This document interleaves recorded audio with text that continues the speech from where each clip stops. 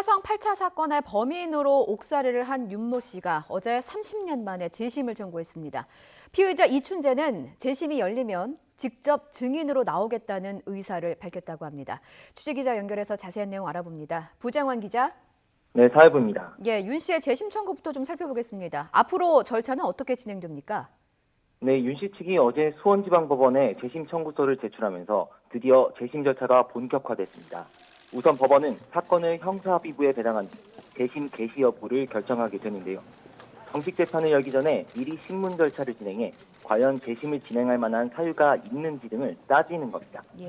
현재 형사소송법은 과거 수사 과정에서 불법이 있었거나 무죄를 인정할 명백한 증거가 새로 발견되는 등 재심 사유를 7가지로만 제한하고 있습니다.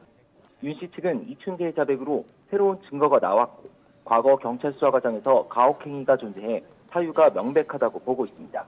직접 들어보시겠습니다. 쪼그려 뛰기 시키고 앉았다 일어섰다 시켰습니다. 이분은 소아마비 장애인입니다. 자술서 작성을 강요당했습니다. 이 또한 직권남용 권리행사 방해죄에 해당합니다. 그러면 재심이 개시돼서 정식 재판이 열리기까지는 좀 상당한 시간이 필요하겠군요.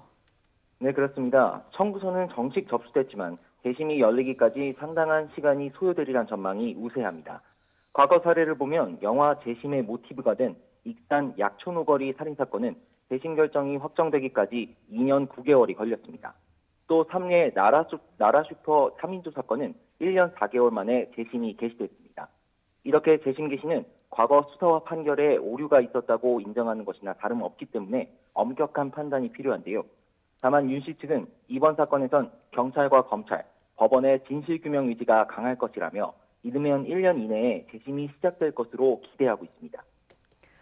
이런 가운데 이 화성 연쇄살인 사건의 피의자 이춘재가 재심 재판에 증인으로 나올 의사를 밝혔다고 하죠? 네, 앞서 윤 씨 측은 법원에 재심을 청구하면서 무죄를 입증하기 위해 이춘재를 증인으로 불러야 한다는 내용의 의견서를 전달했습니다. 그런데 윤 씨 측은 이춘재가 재심 법정에 증인으로 나서겠다는 의사를 경찰에 밝힌 것으로 알고 있다고 말했습니다. 또 이춘재가 경찰 조사 과정에서 윤 씨에게 상당히 미안해했고 윤 씨의 억울함이 꼭 밝혀져야 한다고 생각하는 것으로 전해졌습니다.